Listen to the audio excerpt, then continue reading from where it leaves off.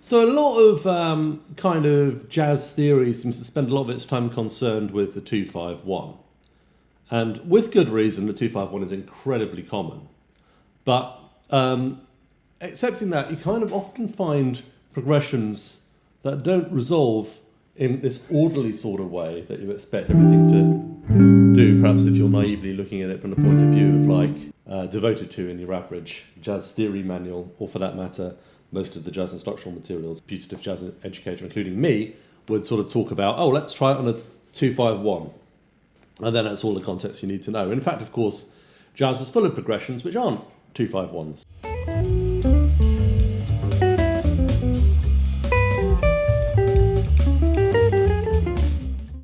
So this is something that I call the, it's in the category of things I call the blues chord. But I'll just kind of quickly cover a little bit of the history behind it. So if we're in the key of D minor, the key of death, you might, for instance, perhaps be interested in doing a kind of descending bass line.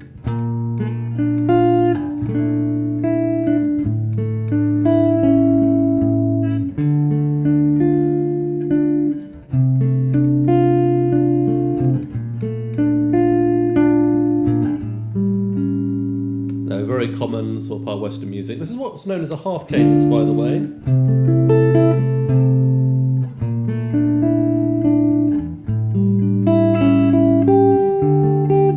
Because it ends up on the A7 chord and wants to go around again back to D minor. So you might think of it as a more of a turnaround, perhaps in jazz.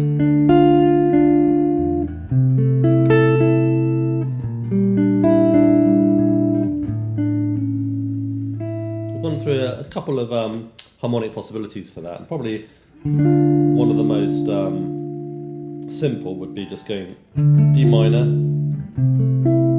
This chord could be a D minor over C, or even an A minor with a C in the bass, and then G minor with a B in the bass. You know, it's kind of sting.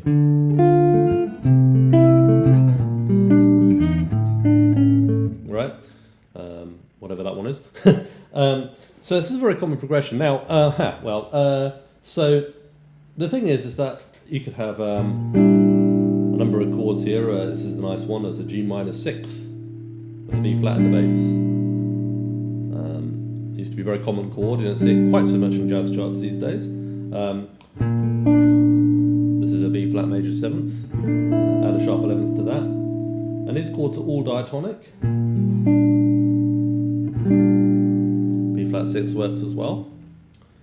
But actually, very often, if not more often, you'll find this in this position.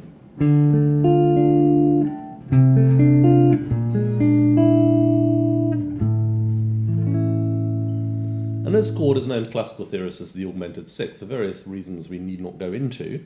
Perhaps, if I can explain it briefly, without getting too nerdy, you find this could be a G minor with a B flat in the bass, or it could be a B flat 6th, or it could be a G minor 6th with a B flat in the bass. Any of those three chords work. And then we just raise this note, the G, up a half step, which gives us a sort of temporary leading tone to the 5th degree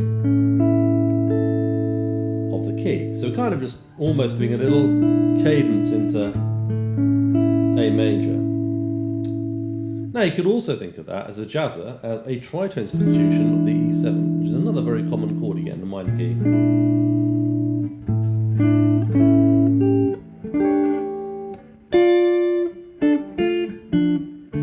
Now, you could just say, well, that's enough of an explanation, I'll leave it at that.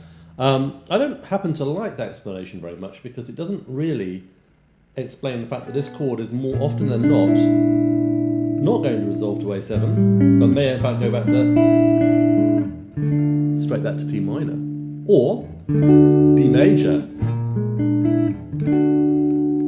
as we find in the B section of a song called Lullaby with the Leaves, for instance.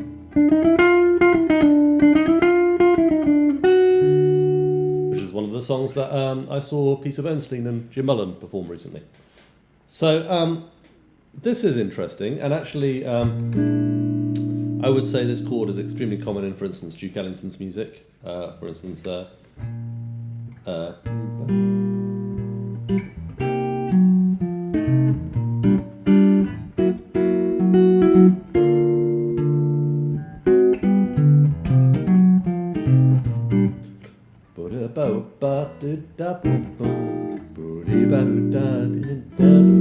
Sorry, terrible singing, but that is meant to be, believe it or not. I'm beginning to see the light. Or it don't mean a thing if it ain't got that swing. That might give us, also this one.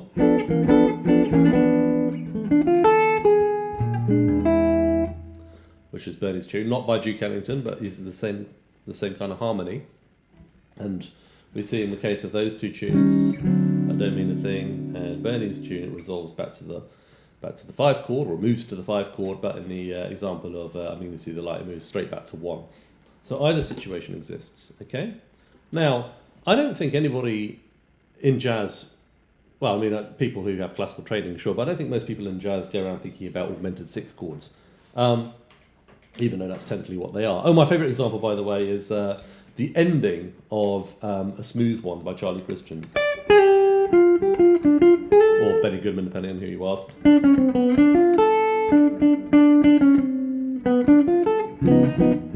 Just ends on D flat 7 randomly in the key of F. It's a fantastically hip ending, and I haven't played with a jazz band yet that doesn't feel the need to go at the end. I don't know why they do that. I guess they're too frightened by dissonance.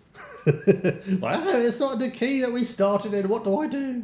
But it's one of the hippest endings in jazz. I love that ending. Anyway, so this kind of flat 6-7 chord, or whatever you want to call it, naturally occurs, or more naturally occurs in the minor key.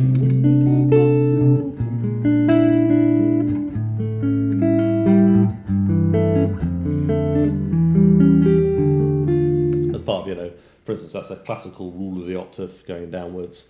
But in jazz context, it's very, very common. I'm going to scroll a list of tunes where you can find this chord. And by modal interchange, you can also put it into the major key. Which sounds kind of interesting. And I would actually even describe that chord as being the chord of the sort of 1920s and 30s dance bands. This kind of thing.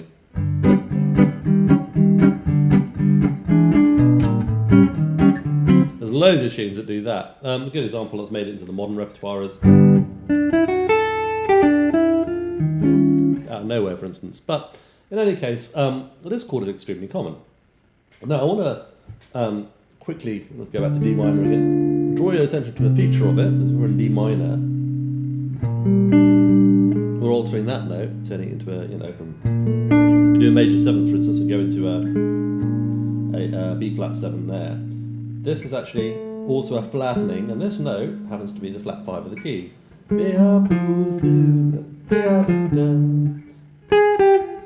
So, okay, so it is a guitar thing after all. When we look at Bernie's tune, for instance. We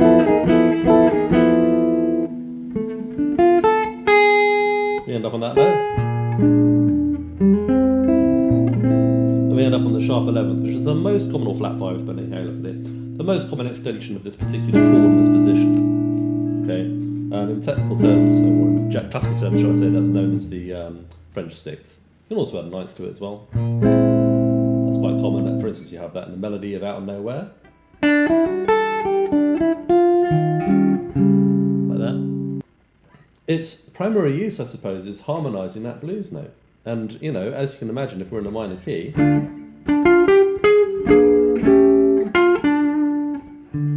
it's quite nice to have that chord there. Oh, okay, so for instance, for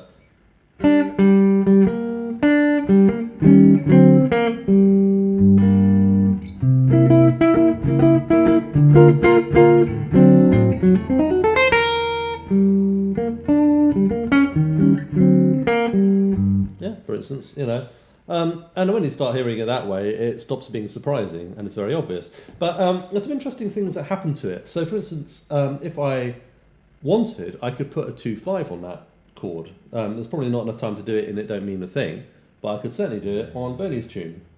So, well,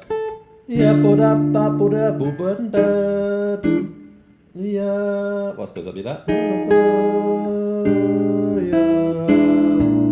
then, so you get these two 2-5-1s. So this one.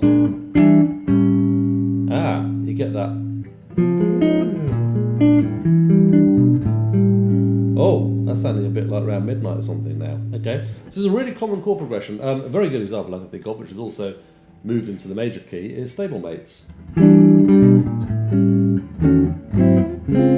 Yeah, so. Golson liked these sorts of things a lot. He liked playing with them and doing unexpected things sometimes with them. But that's a more expected use. Darn That Dream. Guitarists like this tune, don't they? Now we've also got this rather hip sort of contrary motion going on here.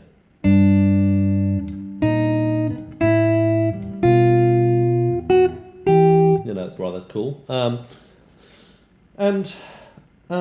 That's it really. I mean, there's not a huge amount more to say about that chord, apart from look out for it and practice it.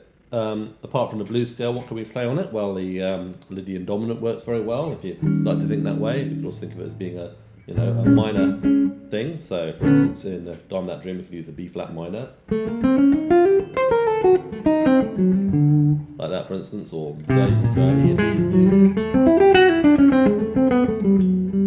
oh, I should probably mention that if you put, for instance, this chord into the key of C major, you get both the flat third doing that, and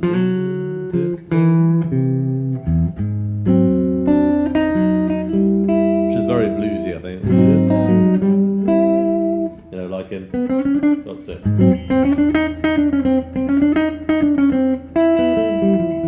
British Lullaby of the Leaves, for instance, that kind of